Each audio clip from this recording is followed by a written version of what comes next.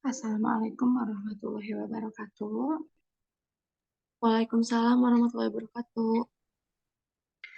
Alhamdulillah, puji syukur kehadirat Allah Subhanahu wa Ta'ala yang telah mana memberikan kesempatan kepada kami untuk menunaikan tugas presentasi di mata kuliah Kode Etik Bimbingan dan Konseling, yang mana saya sebagai moderator, Winana Nurningsi, dan juga tim penyaji dari kelompok kami, ada saya dan juga Tevina.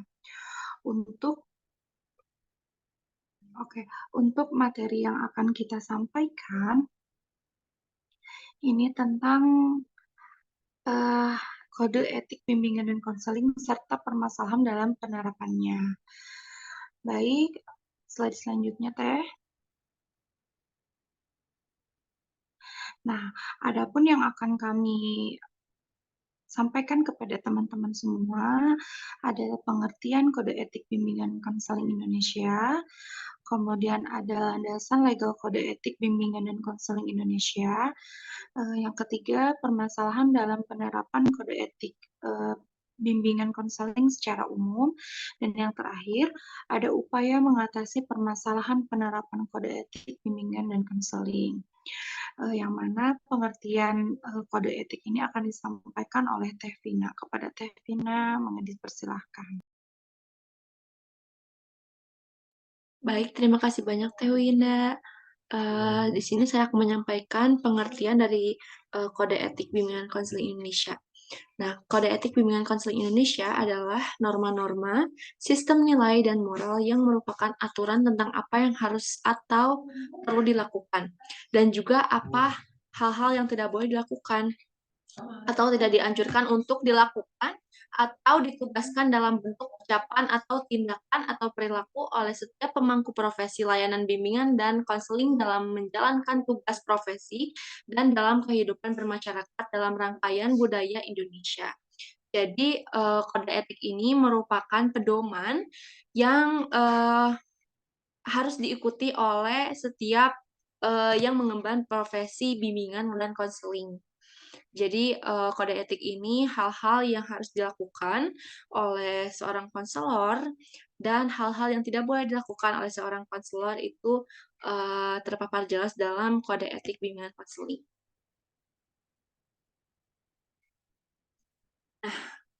Apa sih tujuan dari bimbingan konseling ini? Dari tujuan dari kode etik bimbingan konseling ini, yang pertama adalah menjunjung tinggi martabat profesi.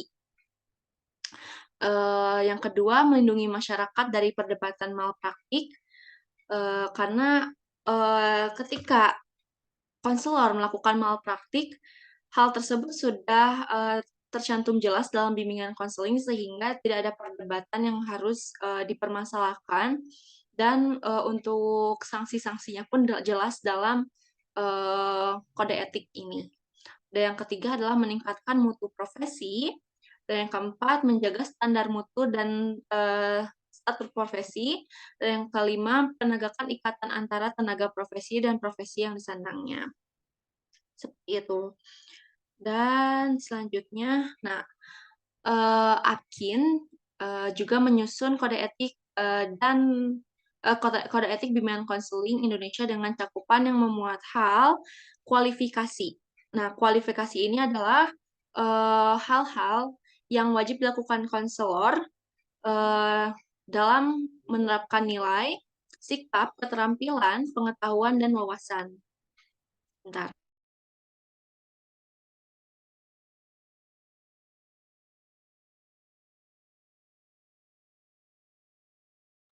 Nah, selanjutnya adalah informasi. Informasi ini sebagai penyimpan dan penggunaan informasi. Nah, dari informasi ini terdapat dua hal, yaitu testing dan riset. Testing ini diberikan kepada konselor yang berwenang menggunakan dan menafsirkan hasilnya. Sedangkan riset untuk menjaga prinsip-prinsip sasaran riset dan kerahasiaan dalam melakukan praktik bimbingan konseling. Dan yang selanjutnya adalah proses layanan, yaitu pemberian layanan untuk membangun hubungan dengan konseli dalam perihal pemberian layanan dalam bimbingan konseling. Dan yang kedua adalah memahami pentingnya komunikasi. Memahami pentingnya komunikasi ini merupakan sikap yang harus ditunjukkan oleh konselor dalam memahami pentingnya komunikasi.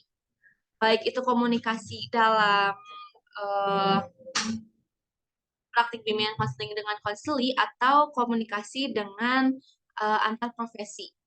Jadi komunikasi ini sangat penting dilakukan oleh konselor dalam melakukan praktik bimbingan konseling ataupun memberi tindakan alih tangan kepada profesi lain seperti psikolog atau psikiater. Nah, yang selanjutnya adalah hubungan kelembagaan. Hubungan kelembagaan ini memuat hal mengenai aturan pelaksanaan layanan konseling berhubungan dengan kelembagaan. Dan selanjutnya adalah aturan dalam melaksanakan konseling. Eh, Aturan dalam melaksanakan konseling ini merupakan aturan-aturan atau nilai-nilai yang harus diterapkan oleh konselor dalam melaksanakan konseling dengan konseli. Dan yang terakhir adalah ketaatan terhadap profesi, yaitu menerapkan pelaksanaan hak dan kewajiban dalam menghindari pelanggaran terhadap kode etik. Nah, ketaatan profesi ini merupakan kode etik yang harus ditaati oleh konselor dalam melakukan praktik konseling dengan konseling serta menerapkan kewajiban-kewajiban dan menerima hak-hak yang harus diterima oleh konselor tersebut. Nah, mungkin eh, cukup sekian yang bisa saya sampaikan. Selanjutnya saya serahkan kepada Teh Winda. Terima kasih banyak. Sama-sama Teh Vina. Baik teman-teman, izinkan saya menyampaikan materi selanjutnya yaitu tentang landasan legal kode etik bimbingan konseling. Dalam hal ini, landasan legal ini tentu sudah ada perundang-undangannya, yaitu Undang-Undang Nomor 2 Tahun 1989, yang dimana ini termasuk kepada sistem pendidikan nasional. Nah, pasal 1 ayat 1 ini menjelaskan bahwa pendidikan itu merupakan usaha sadar untuk menyiapkan peserta didik melalui kegiatan bimbingan, pengajaran, dan juga latihan bagi perannya di masa yang akan datang. Nah, kemudian yang kedua itu ada pasal 1 ayat 8 yang berisikan tenaga pendidik ini merupakan anggota masyarakat yang bertugas untuk membimbing, mengajar, dan juga melatih peserta didik. Nah, selain dari undang-undang, ada juga dari peraturan pemerintah. Peraturan pemerintah ini ada di nomor 28 tahun 1990 perihal pendidikan dasar. Nah, di sini ada di bab 10 pasal 25 ayat 1, bimbingan ini merupakan suatu bantuan yang diberikan kepada siswa untuk mengupayakan atau menemukan pribadinya, mengenal lingkungan, dan juga merencanakan masa depan siswa. Terus yang ayat keduanya ini ada bimbingan, ini tentu diberikan oleh guru pembimbing. Nah, di sini juga bisa termasuk dengan wali kelas, misalkan juga guru BK. Nah, yang ayat 3, pelaksanaan ketentuan sebagaimana yang dimaksud di ayat 1 dan juga 2, yang mana ini diatur oleh Menteri Pendidikan. Dan yang selanjutnya ada, sebentar, mohon maaf, ada pasal 2, ini mohon maaf ya di PPT-nya. Oke, saya jelaskan aja. Di pendidikan menengah, ini jadi ada pendidikan dasar, pendidikan menengah, dan juga ada untuk apa ya, gurunya juga ya. Nah, ini di pendidikan menengah dulu aja. Nah, pendidikan menengah ini di PP nomor 29 sama tahun 1990 pasal 27 ayat 1 yang berisikan tentang bimbingan bimbingan ini merupakan bantuan yang diberikan kepada siswa dalam rangka upaya menemukan pribadi, mengenal lingkungan dan juga merencanakan masa depan. Nah, ini sama dengan pasal 25 ayat 1. Kemudian ada juga yang diberikan ayat 2, bimbingan yang diberikan oleh guru pembimbing. Nah, bimbingan yang diberikan oleh guru pembimbing ini di ayat 2 ya, Nah, di sini adalah tugas guru BK di PP nomor 74/2008 atau konselor dan pengawas bimbingan konseling.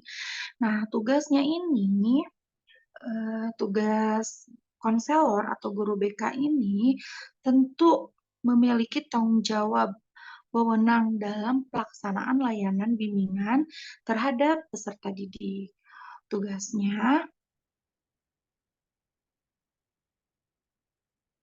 Baik, nah di sini tugasnya ini guru BK atau konselor berkaitan dengan pengembangan peserta didik, yang mana harus sesuai dengan kebutuhan, potensi, bakat, minat, dan juga kepribadian peserta didik di sekolah. Nah, tugas guru BK itu yaitu membantu peserta didik dalam hal pengembangan kehidupan pribadi, kehidupan sosial, kemampuan belajar dan juga pengembangan karir.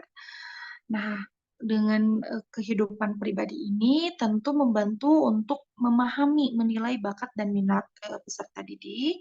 Kalau pengembangan sosial ini yang mana konselor ini membantu siswa untuk memahami dan menilai pengembangan kemampuan hubungan sosialnya dan industrial secara harmonis, dinamis, dan bermartabat. Kemudian ada juga kemampuan belajar, yang mana guru BK ini tentu membantu untuk mengembangkan kemampuan belajarnya untuk mengikuti pendidikan di sekolah. Nah, yang terakhir ada pengembangan karier, yang mana pengembangan ini dalam bidang pelayanan ini, konselor ini membantu peserta didik dalam memahami atau menilai informasi, serta memilih dan mengambil keputusan karirnya. Kemudian ada juga jenis layanan yang diberikan oleh guru BK. Nah, Teteh next ya, punten itu slide-nya. Nah, ini ada 9 layanan. Yang pertama ini ada layanan orientasi, yang mana layanan ini bertujuan untuk membantu peserta didik dalam memahami lingkungan baru, terutama lingkungan sekolah dan juga objek-objek yang dipelajari untuk menyesuaikan dirinya demi mempermudah dan melancarkan peran peserta didik di lingkungan yang baru. Nah, ini biasanya layanan orientasi ini diterapkan di awal tahun ajaran. Kemudian ada layanan informasi. Tentu layanan informasi ini sangatlah membantu peserta didik untuk menerima dan memahami berbagai informasi tentang dirinya, tentang sosial, belajar, karir, dan juga pendidikan lanjutan. Misalkan informasi ketika nanti sudah dibuka SNBP untuk kelas 3. Nah, guru BK itu yang mengarahkan atau yang memberikan informasi terlebih dahulu kepada mahasiswanya. Kemudian kalau misalkan untuk kelas 3 juga misalkan ya eh, ada informasi pemagangan. Nah, itu di layanan informasi lebih tepatnya. Kemudian ada layanan penempatan atau penyaluran. Nah, layanan ini tentu membantu sekali peserta didik untuk memperoleh penempatan atau penyaluran yang tepat di dalam kelas. Kelompok belajar, misalkan jurusan, misalkan kalau di SMK, kemudian ada program latihan, magang, atau kegiatan ekskul yang dimana biasanya layanan penempatan ini kalau di SMK biasanya di awal tahun juga. Karena yang namanya siswa itu harus mengikuti kegiatan ekskul ya yang mana guru BK ini memberikan penempatan kepada siswanya sesuai bakat, minat, dan potensi yang siswa miliki. Ada juga layanan penguasaan konten. Nah, di sini guru BK tentu harus menguasai konten tertentu yang mana yang utamanya ini kompetensinya ini berguna dalam kehidupan di sekolah ataupun di keluarga juga di masyarakat. Layanan yang selanjutnya ada layanan konseling perorangan. Nah, layanan ini yang disebut dengan konseling individu, tentu membantu peserta didik dalam mengatasi masalah pribadinya. Terus selanjutnya ada layanan bimbingan kelompok, yang mana layanan ini membantu peserta didik untuk mengembangkan pribadinya dalam kemampuan hubungan bersosial, misalkan kegiatan belajar, karir juga, dan juga pengambilan keputusan, serta melakukan kegiatan sesuai atau melalui dinamika kelompok. Yang selanjutnya ada konseling kelompok. Nah, yang baru tadi bimbingan kelompok, nah ini konseling kelompok ya. Konseling kelompok ini membantu peserta didik dalam membahas dan pengetasan masalah pribadi melalui dinamika kelompok. Jadi beda ya, bimbingan dan konseling. Bimbingan itu lebih mengarahkan untuk pengembangan pribadinya. Kalau misalkan konseling kelompok ini lebih membantu mengatasi atau mengataskan masalah pribadinya di kelompok. Kemudian ada layanan konsultasi. Nah, layanan ini tentu membantu peserta didik atau pihak lain, misalkan orang tua, wali kelas, guru pelajaran, misalkan, untuk memperoleh wawasan, pemahaman, cara-cara yang dilakukan dalam mengenangani kondisi atau masalah peserta didik. Nah, kemudian yang terakhir ada layanan mediasi. Nah, layanan ini tentu ketika peserta didik memiliki permasalahan, kita sebagai guru BK ini harus menjadi penghubung antar mereka yang memiliki permasalahan. Misalkan ada pertengkaran di kelas, misalkan ya ada kesalahpahaman. Nah, di sini guru BK ini sebagai penengah, sebagai mediasi untuk menyelesaikan permasalahan mereka dan memperbaiki hubungan antar mereka. Baik, selanjutnya ada juga next teh. Nah, tugas dan fungsinya guru BK. Mohon maaf sebentar. Oke, mohon maaf ya teh ya sebentar. Ini nge-lag.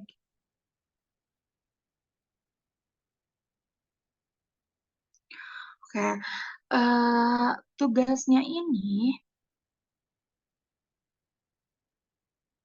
nah tugasnya ini tentu ya, saya jelaskan dulu beban minimum guru BK ini paling sedikit kan 150 siswa ya di satu pembimbing atau satu konselor, paling banyak juga 250.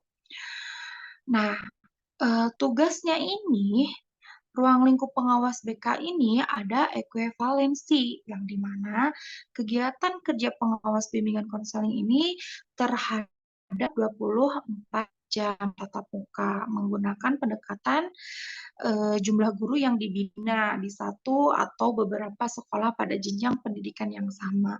Jadi, kalau misalkan dihitungnya minimal 150 siswa itu untuk guru BK itu di ya minimalnya 150, maksimalnya 250 itu diinkludkan 24 jam dianggapnya. Kan kalau misalkan guru pelajaran itu dihitung gimana kita masuk kelas, jumlah rombel itu kan bisa berpengaruh kepada jam ya. Tapi kalau guru BK ini dianggap penuh 24 jam itu apabila peserta didiknya itu yang dipegang oleh guru BK itu minimal 150 dan maksimalnya 250. Kemudian jumlah guru yang harus dibina untuk mengawas bimbingan dan konseling ini paling sedikit 40, paling banyak 60 guru BK. Wow, ya. Sebenarnya guru BK ini di kita, walaupun di sekolah-sekolah negeri yang jumlah siswanya itu beribu-ribu, memang masih belum ideal antara jumlah siswa dengan jumlah konselornya. Hanya saja mungkin eh, apa ya, mungkin bisa di apa ya diatasi oleh sekolah masing-masing.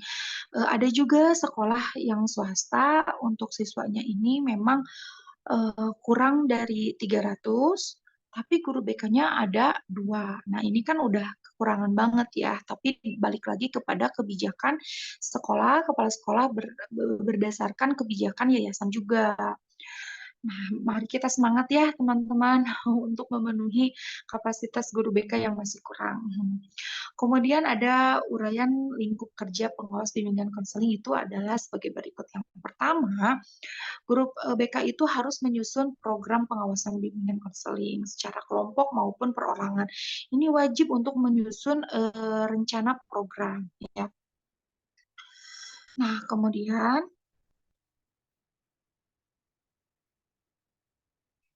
ada juga pengawasan tahunan, semester, RKBK.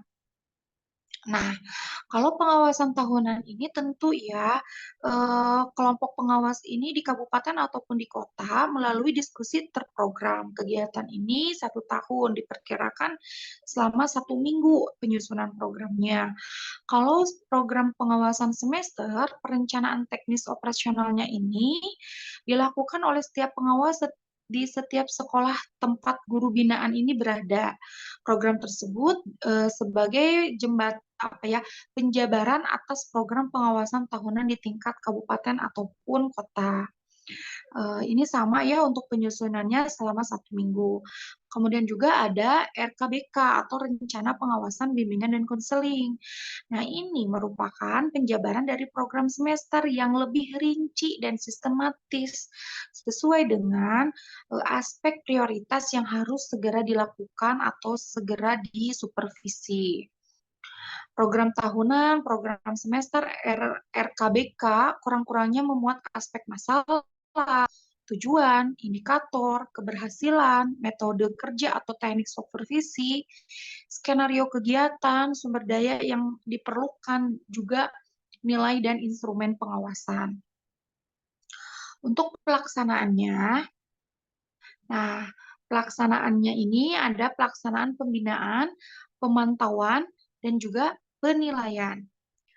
Nah, dalam kegiatan ini, pemantauan dan penilaian, yang pertama ini ada kegiatan supervisi bimbingan konseling yang meliputi pembinaan yang dilaksanakan oleh BK di sekolah merupakan kegiatan yang terjadi secara interaksi langsung antara pengawas dengan guru binaan gitu.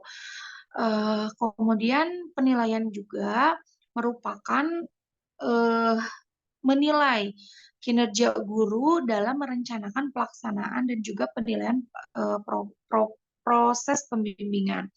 Nah, ini ya kayak kemarin kan ada apa namanya tuh eh, penilaian penilaian tindakan kelas ya. Uh, Kemudian ada juga kegiatan yang dilakukan di sekolah binaan sesuai dengan uraian kegiatan yang jadwalnya ini tercantum dalam RKBK yang disusun.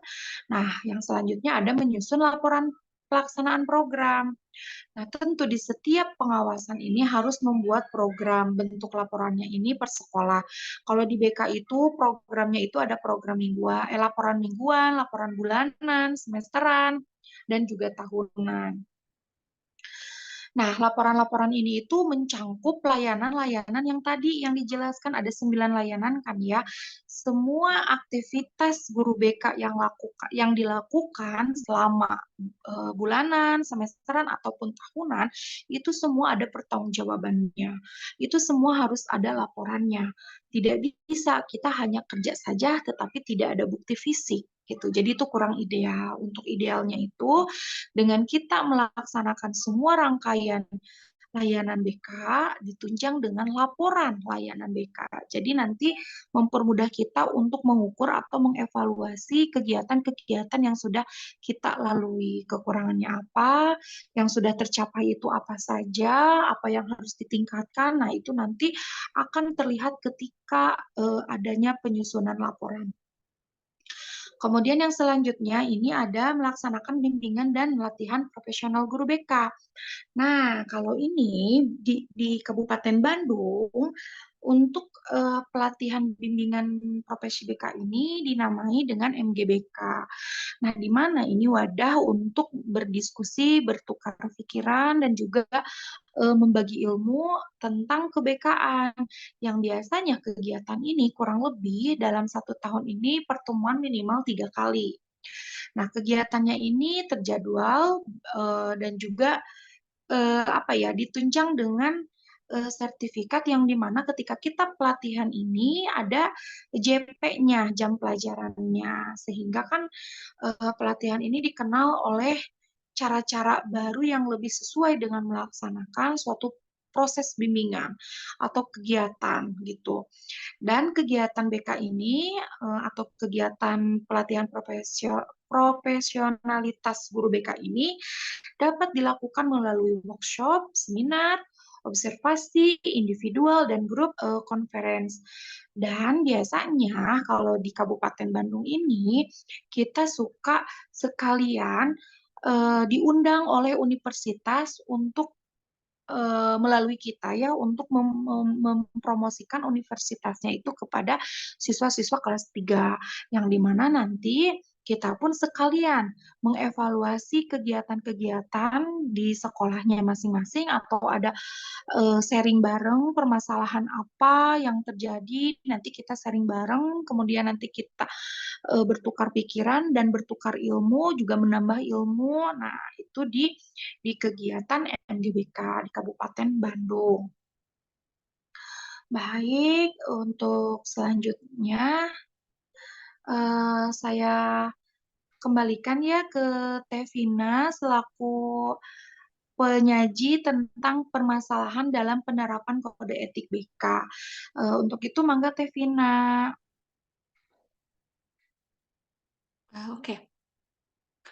Eh, di sini saya akan menjelaskan permasalahan dalam penerapan kode etik BK dalam praktik lapangan yang dilakukan oleh konselor di sekolah. Nah, penelitian yang dilakukan oleh Sertina ini terkait mengenai implementasi kode etik bimbingan dan konseling.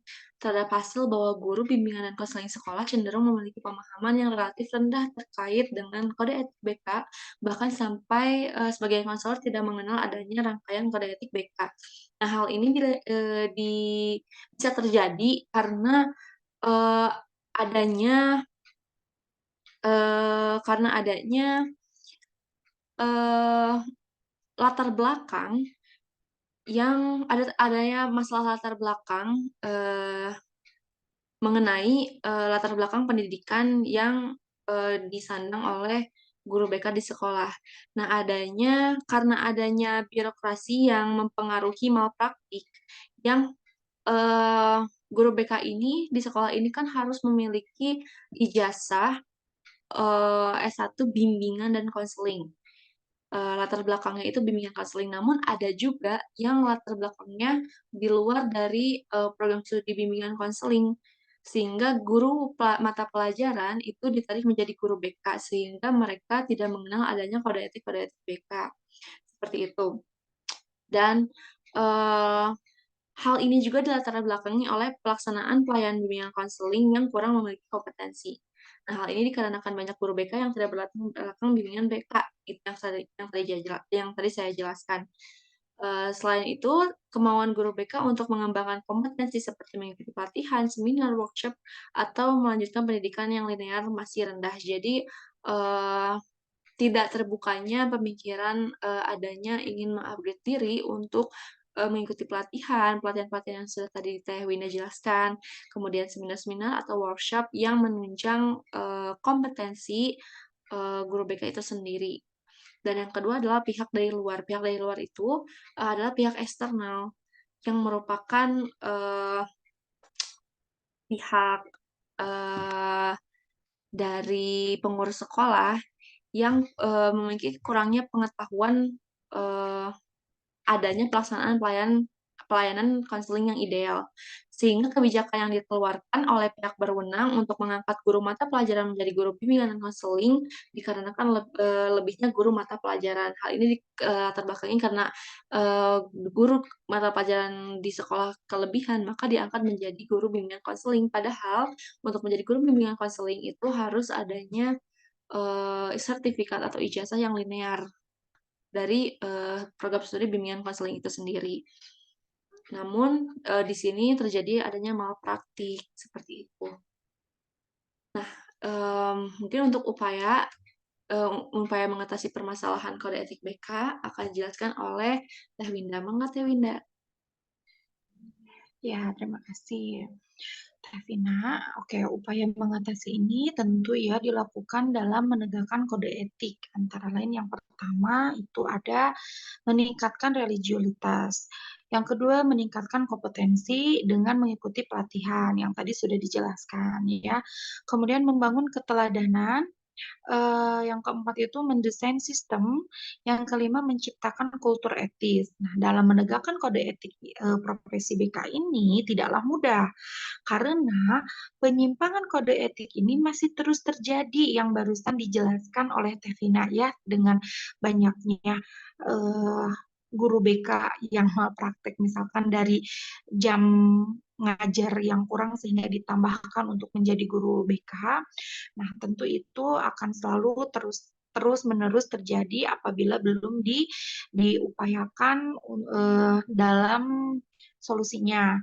Nah, oleh karena itu, upaya-upaya tersebut ini perlu dilakukan secara terus-menerus, yang mana harus dengan penuh kesadaran, baik itu dari sekolahnya ataupun dari gurunya. Makanya ya saya sendiri juga kenapa melanjutkan ya itu saya takut malpraktek. Jadi mau tidak mau saya melanjutkan mengambil perkuliahan di BK.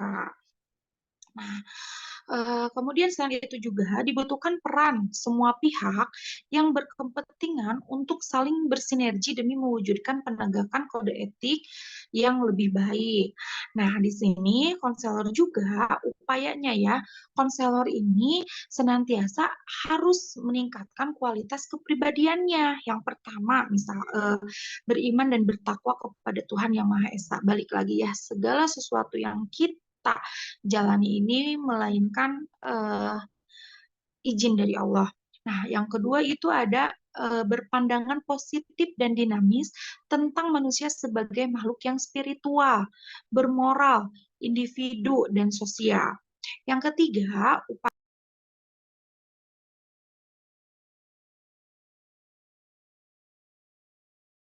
Maaf, Teh Win ke mute.